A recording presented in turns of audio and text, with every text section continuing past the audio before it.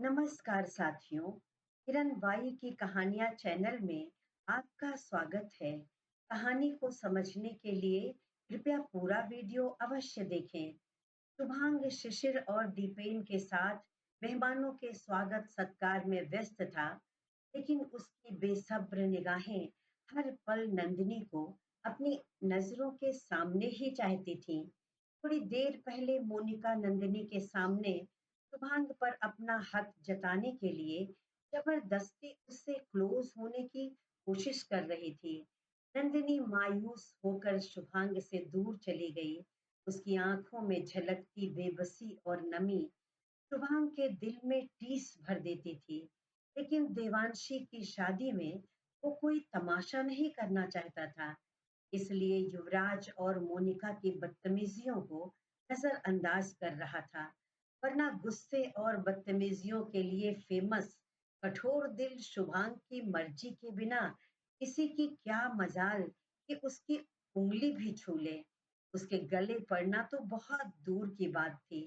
तभी शुभांग की नजर थोड़ी दूर बैठी नंदिनी पर पड़ी, जो काव्या को गोद में लिए शुभांग के पापा के पास नजरें झुकाए चुपचाप बैठी थी। उसके ठीक सामने ही झूठी शराफत का चोला ओढ़े बैठा युवराज नंदिनी को ही एक टक देख रहा था।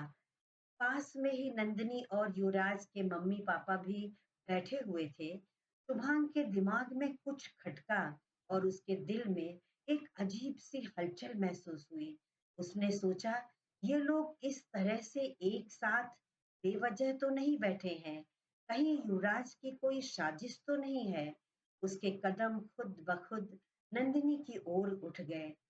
इधर नंदिनी शुभांग के पापा की वजह से बड़ी दुविधा में पड़ गई थी, क्योंकि मिस्टर आर्य ने नंदिनी के सामने युवराज के विवाह का प्रस्ताव रखकर उसकी मर्जी जाननी चाहिए थी।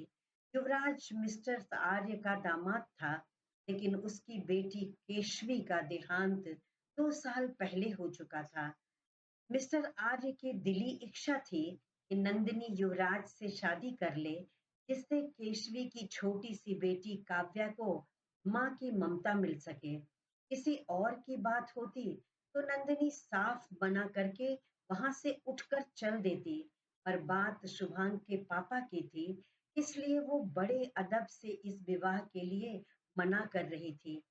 लेकिन मिस्टर आर्य उस पर युवराज से विवाह का दबाव बना रहे थे, इसलिए नंदिनी की निगाहें बेचैनी से चारों तरफ शुभांग को तलाशने लगी।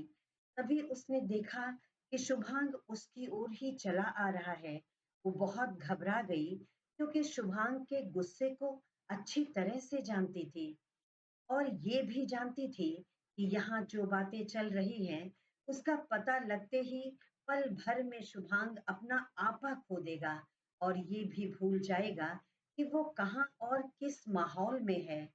नंदिनी ने शुभांग के पापा से रिक्वेस्ट करते हुए कहा, माफ कीजिएगा अंकल जी, मैं युवराज जी से शादी करने के लिए बिल्कुल भी तैयार नहीं हूँ।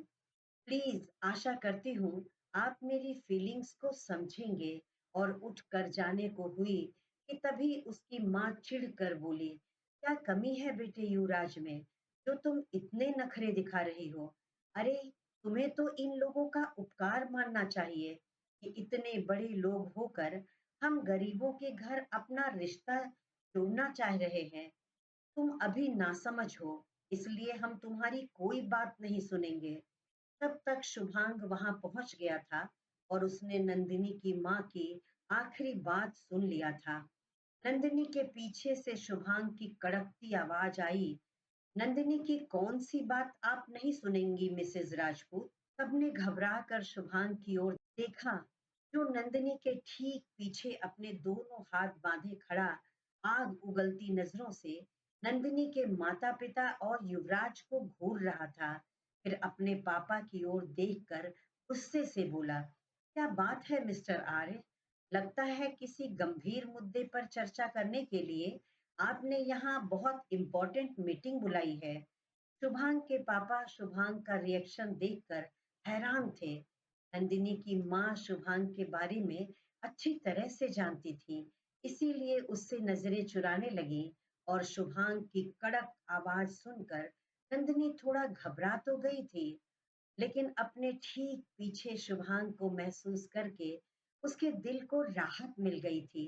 अब उसे किसी बात का कोई डर और कोई फिक्र नहीं थी, क्योंकि हमेशा की तरह उसे हर मुसीबत से बचाने के लिए उसका देवदूत उसके साथ खड़ा था।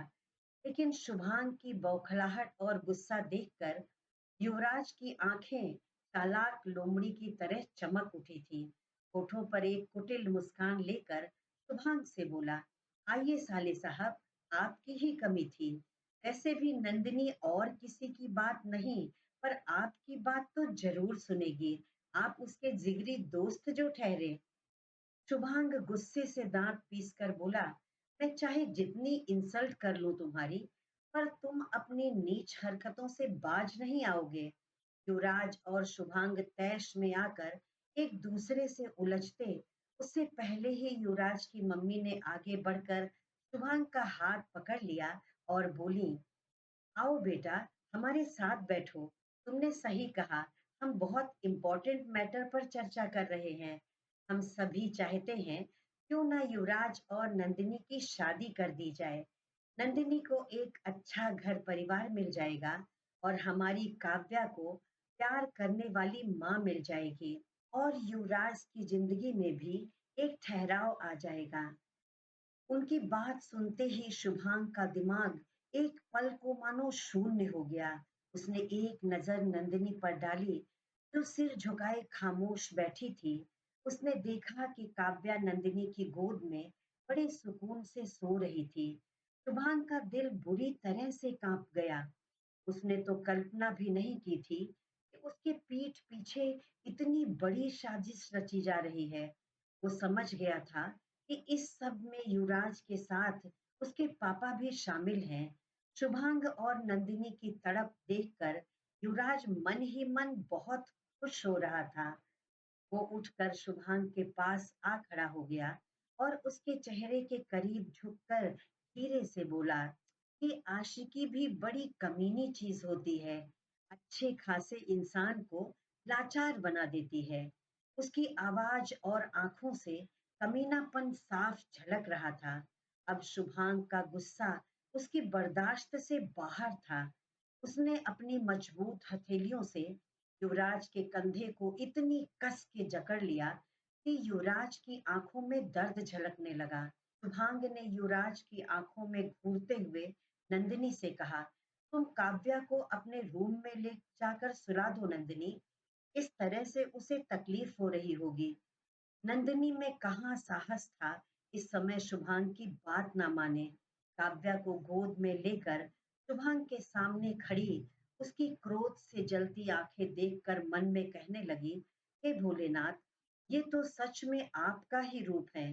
जब शांत होते हैं तो बिल्कुल भोले बाबा बन जाते हैं, और जब क्रोध इनके सिर पर सवार हो गया तो सब कुछ तहस नहस करने को तैयार हो जाते हैं। प्लीज भोलेनाथ, इनका दिमाग शांत रखना। देवांशी की शादी में कोई तमाशा ना होने पाए। वो चुपचाप वहां से चली गई, लेकिन शुभांग ने अभी भी अपनी नजरें युवराज के ऊपर से नहीं हटाई। नंदिनी अपने रूम की ओर जा रही थी कि मोनिका ने उसका हाथ पकड़कर एक पिलर के पीछे उसे अपने पास खड़ा कर लिया। शुभांग और युवराज की ओर इशारा करके बोली, जो तमाशा तुमने शुरू किया था उसका अंजाम तो देखती जाओ नंदिनी। इतनी लकी हो ना तुम कि तुम्हारे लिए जाने कितने लड़के एक दूसरे की जान लेने पर आमादा हैं, और एक मैं हूं कि अपने मंगेतर को भी अपने प्यार में नहीं बांध पाई। मोनिका की बात सुनकर नंदिनी के कदम लड़खड़ा गए। मोनिका ने उसको कंधे से पकड़कर संभाल लिया। नंदिनी अपनी बेबस निगाहों से उसे देखे जा रही थी। कोई जवाब भी तो नहीं था उसके पास मोनिका की बातों का। तभी उन दोनों के कान में शुभांग की तेज आवाज पड़ी। दोनों चौंक कर उस ओर देखने लगे। शुभांग ने गुस्से से युवराज का कंधा जोर से झकझोरते हुए कहा, सच में तुम्हारी हिम्मत की तो दाद देनी पड़ेगी। इतनी जल्दी सब कुछ तुम कैसे भूल सकते हो युवराज? मेरी दीदी की मौत के जिम्मेदार हो तुम। अभी तो बदले की आग मेरे कलेजे में धधक रही है और तुमने फिर से दूल्हा बनने का पाप मान लिया। युवराज की मम्मी ने घबराकर शुभांग से कहा, कैसी बात कर रहे हो बेटा? अपने जीजा पर इतना बड़ा इल्जाम लगाते तुम्हें शर्म नहीं आई? क्या इतनी भी समझदारी तुम्हारे अंदर नहीं बची है? शुभांग गुस्से और दुख से कांपती आवाज में बोला, आपके सपूत ने आपकी आंखों के सामने केशवी दीदी की जिंदगी को नर्क से भी बदतर बना दिया था। आपके ही घर में आपकी नाक के नीचे उन्हें बड़ी बेरहमी से मार दिया गया। तब कहाँ गई थी आपकी शर्म? केशवी दीदी को इस भेड़िए ने इतना मेंटल टॉर्चर किया कि वो बेचारी डिप्रेशन का शिकार हो गई। तब कहाँ थी आपकी समझदारी? फिर एक हाथ से युवराज की गर्दन दबोचते हुए बोला, जिस मासूम लड़की से ये नीच जानवरों की तरह व्यवहार कर रहा था, उसे भी मेरी माँ ने फूलों की तरह पाला था और इस बेरहम ने उनकी जिंदगी ही उनसे छीन ली। युवराज की मम्मी शर्मिंदा होकर बैठ गई तो शुभांग के पापा उसके हाथ से युवराज की गर्दन छुड़ाने की कोशिश करते हुए गुस्से से शुभांग की ओर देख कर बोले, होश में आओ शुभांग। गुस्से में तुम छोटे बड़े का लिहाज ही भूल जाते हो। क्यों हमारी परवरिश को शर्मिंदा कर रहे हो? युवराज तुम्हारे जीजा हैं और होने वाले साले साहब भी। क्या तुमको यही सिखाया है हमने कि जिन्हें सम्मान देना चाहिए उनका घर बुलाकर अपमान करो? शुभांग ने एक झटके से युवराज को धक्का देकर चेयर पर गिरा दिया और अपने पापा का हाथ झटक कर बोला, आप तो रहने ही दीजिए मिस्टर आर्य। आपकी नजर में तो अपने बच्चों की खुशी से बढ़कर आपका बिजनेस और झूठी मान मर्यादा है। यहाँ तक कि अपने स्वार्थ के लिए अपनी लाडली बेटी की हत्यारे को भी आप बेकसूर समझते हैं। फिर गुस्से से एक उंगली उठाकर सबको धमकाते हुए बोला, आप लोग मेरी एक बात अपने दिमाग में अच्छी तरह से बैठा लीजिए। मेरे जीते जी ये दरिंदा अब किसी मासूम लड़की की जिंदगी तबाह नहीं कर पाएगा, क्योंकि मैं ऐसा होने नहीं दूंगा। वादा किया है मैंने खुद से, जब तक अपनी दीदी की मौत का बदला इससे नहीं ले लेता, मैं चैन से नहीं बैठूंगा। युवराज के पापा जो बड़ी देर से चुपचाप बैठे सबकी बातें सुन रहे थे, बड़ी गंभीरता से बोले, आप हमारे होने वाले दामाद हैं। आप हमारी चाहे जितनी बेइज्जती कर लीजिए, लेकिन हम अपनी मर्यादा का पूरा ध्यान रखेंगे। लेकिन एक बात जरूर जानना चाहूंगा शुभांग बेटा, जब आप युवराज को अपनी बहन का हत्यारा और हम सबको अपना दुश्मन समझते हैं, तो अपने दुश्मन की बेटी मोनिका से आप शादी क्यों करने जा रहे हैं? ऐसी क्या मजबूरी है आपकी? शुभांग कोई उत्तर देता कि उसके फोन में एक मैसेज डिलीवर होने की स्पेशल बीप सुनाई दी। दीपेन का मैसेज था। शुभांग ने खोल कर देखा। दीपेन ने लिखा था, क्यों अपने गुस्से की आग में अपने इतने दिनों के इंतजार और सारे प्लान को स्वाहा कर देना चाहता है? थोड़ा सा भी सब्र नहीं है ना तुझमें? मोनिका से शादी करके केशवी दीदी की मौत की सच्चाई पता लगाने का सारा प्लान तो कुछ पलों में चौपट कर दे रहा है। अभी भी समय है, होश में आ जा। मैसेज पढ़कर शुभांग ने सामने नजर दौड़ाई तो कुछ दूरी पर शिशिर के साथ खड़ा दीपेन उसे गुस्से से घूर रहा था। फिर उसने युवराज के माता पिता की ओर देखा तो वो नाराजगी से उसके जवाब का इंतजार कर रहे थे। शुभांग ने मन में कहा, दिमाग से काम लो मिस्टर शुभांग आर्य। तुम इतने बेवकूफ कब से हो गए? तुम्हारे गुस्से से तो दुश्मन सतर्क हो जाएगा। अब शुभांग खुद को संभाल चुका था। उसने अपनी आवाज में बनावटी नरमी लाते हुए बड़े अदब से कहा, मेरी और मोनिका की शादी तो दादी माँ पापा और आप लोगों ने पहले ही तय कर दी थी और मैंने इसलिए हाँ किया क्योंकि मैं भले ही मोनिका से प्यार नहीं करता हूँ, पर ये जानता हूँ कि मोनिका मुझे बचपन से ही प्यार करती है और अपने लिए उसकी फीलिंग्स पर विश्वास है मुझे। रही बात युवराज की, तो उसे हर हाल में उसके गुनाह की सजा दिलाऊंगा। इस जिंदगी में युवराज को मेरी माफी नहीं मिल सकती, यही सच्चाई है। मोनिका इस बात को एक्सेप्ट कर चुकी है। आप लोग भी जितनी जल्दी एक्सेप्ट कर ले, आपके लिए अच्छा होगा। उन सबको हैरत में डालकर शुभांग तेज कदमों से वहां से चला गया। थोड़ी दूर पर खड़ी नंदिनी और मोनिका शुभांग की सारी बातें सुन रही थी। एक बार फिर नंदिनी के पैर थरथराने लगे, उसका शरीर कांपने लगा था। वो लड़खड़ा कर गिरती, इससे पहले मोनिका ने एक हाथ से नंदिनी को पिलर के सहारे टिकाकर खड़ा किया और दूसरे हाथ से काव्या को अपनी गोद में ले लिया। नंदिनी का सिर घूमने लगा, उसकी आंखें आंसुओं से डूब गई। उसकी समझ में नहीं आ रहा था कि किस बात पर भरोसा करे। जो कुछ भी अभी उसकी आंखों ने देखा और उसके कानों ने सुना, वो सच था। या कल रात कार में जो कुछ भी शुभांग जी ने कहा था, वो सच था। नंदिनी को पूरी तरह से विचलित देखकर मोनिका का शैतानी दिमाग तेजी से काम करने लगा। वो मन में बोली, लोहा गर्म है, मार दो हथौड़ा। मोनिका नंदिनी को सहारा देकर उसके रूम तक ले आई।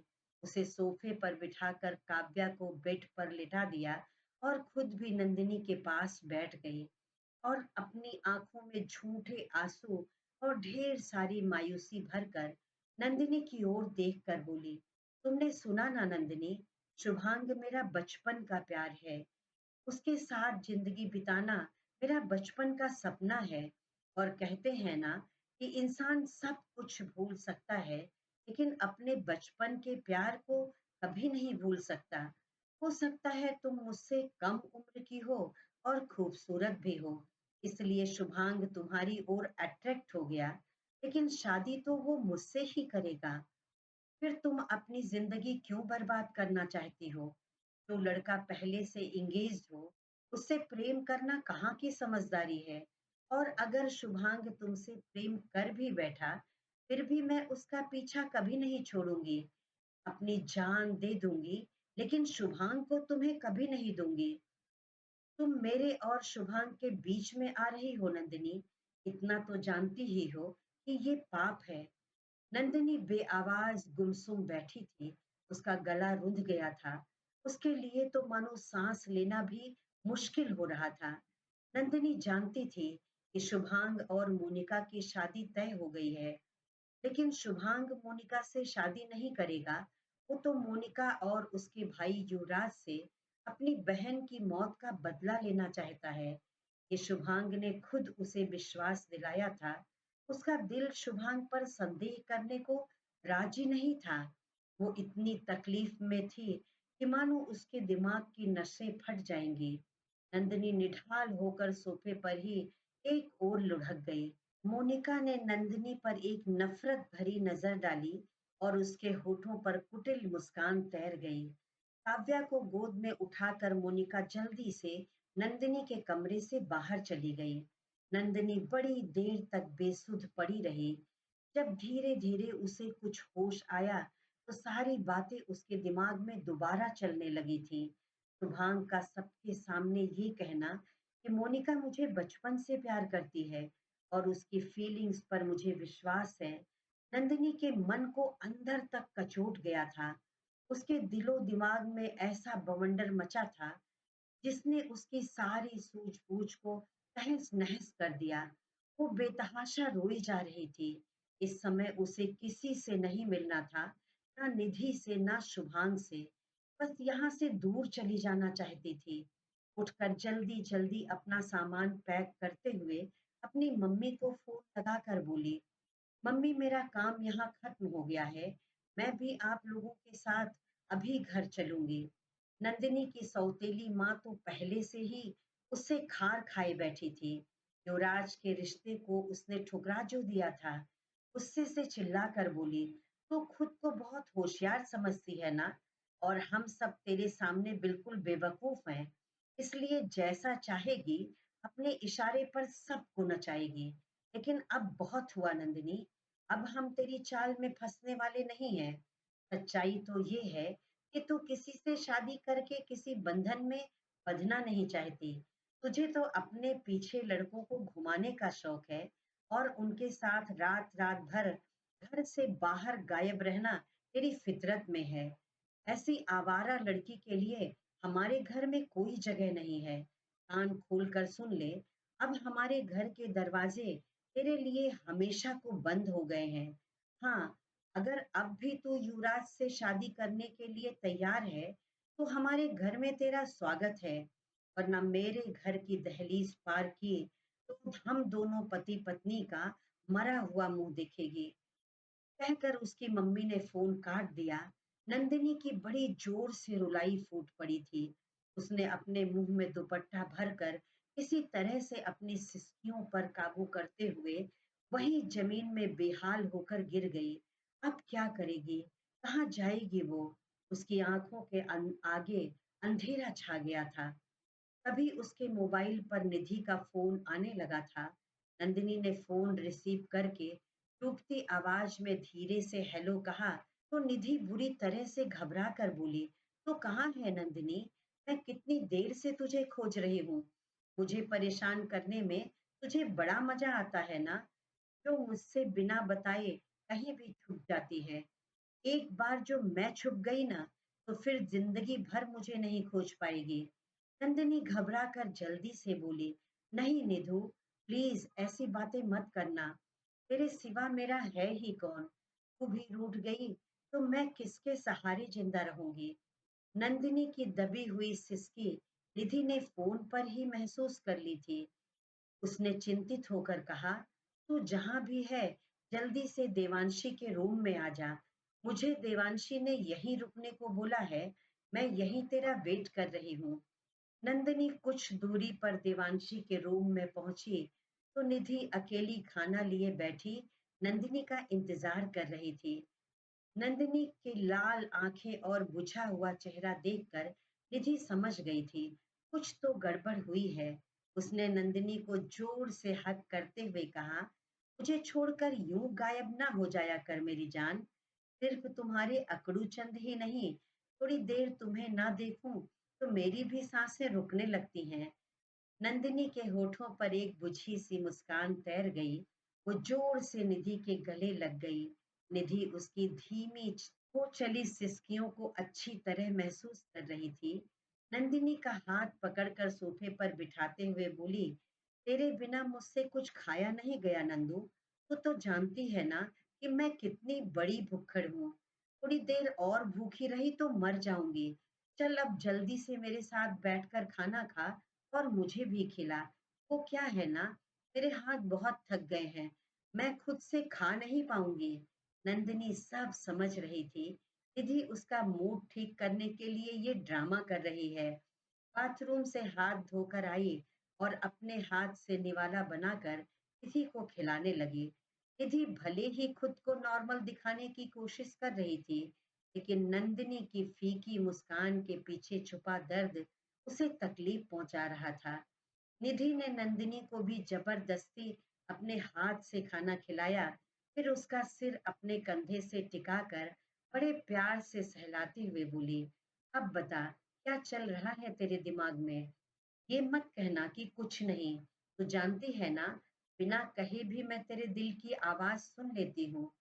नंदिनी ने कुछ पल खामोशी ओढ़े रखा, फिर बड़ी ठहरी आवाज में धीरे से बोली, मैं यहाँ से कहीं और चली जाना चाहती हूँ निधि। कहाँ से? इस होटल से जाना चाहती हो? कल सुबह देवांशी की विदाई के बाद तो हम वैसे भी यहाँ से चले जाएंगे।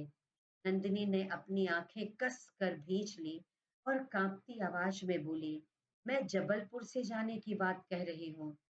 निधि ने गुस्से से उसका सिर अपने कंधे से हटाया और उसका चेहरा अपनी हथेली में पकड़कर जोर से बोली, पागल हो गई है क्या?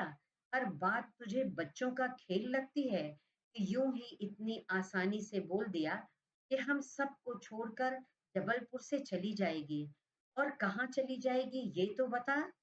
फिर उसकी आंखों में घूरते हुए बोली, अकड़ू चंद के साथ कहीं भागने का इरादा तो नहीं है?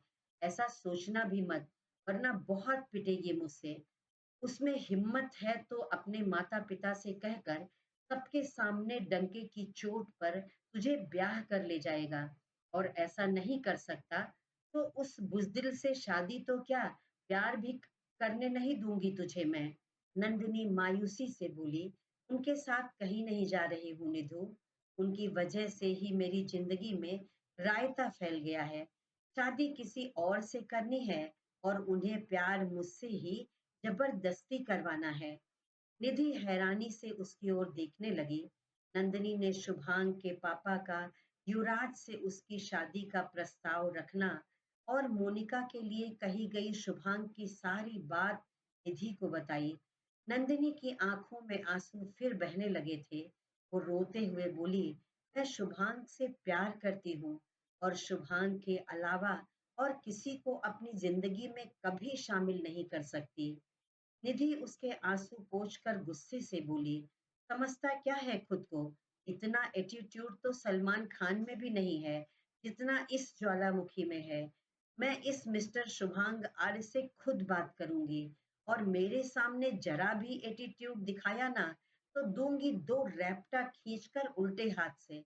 सारी अकड़ 1 मिनट में निकल जाएगी। पहले ही मेरा दिमाग बहुत गर्म हुआ है। उसकी हिम्मत कैसे हुई मेरी फ्रेंड के इमोशंस से खेलने की। देख, तू हमारे बीच में मत आना। हाँ, मैं खुद निपट लूंगी उससे। पहले खुद गलती करेगा और फिर फट पड़ेगा बॉम्ब की तरह। महादेव, अगर आप चाहते हैं कि आपने इस नमूने की शक्ल सूरत जैसी बनाई है वैसी ही बनी रहे, तो जल्दी इसका दिमाग सही ठिकाने पर लगा देना, वरना मैं उसके चेहरे का नक्शा ऐसा बिगाड़ूंगी कि उसको देखकर आईना भी बेचारा शर्मिंदा हो जाएगा।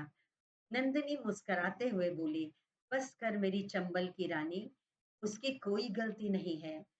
उन्होंने मुझसे जबरदस्ती प्यार नहीं करवाया। सब कुछ जानते हुए भी मैं ही उनसे प्यार कर बैठी। मैं जानती हूँ वो भी मुझसे बेइंतहा प्यार करते हैं, लेकिन आज मोनिका की बात सुनकर मेरी आत्मा मुझे धिक्कार रही है। मैं इतनी स्वार्थी कैसे हो गई?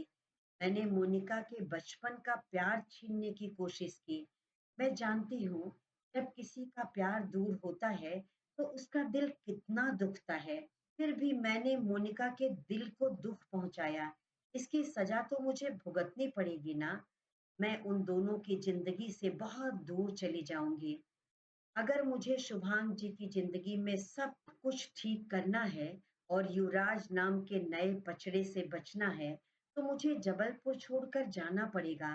कुछ दिनों बाद उनकी मोनिका से शादी हो जाएगी और फिर वो धीरे धीरे मुझे भूलकर अपनी जिंदगी में आगे बढ़ जाएंगे।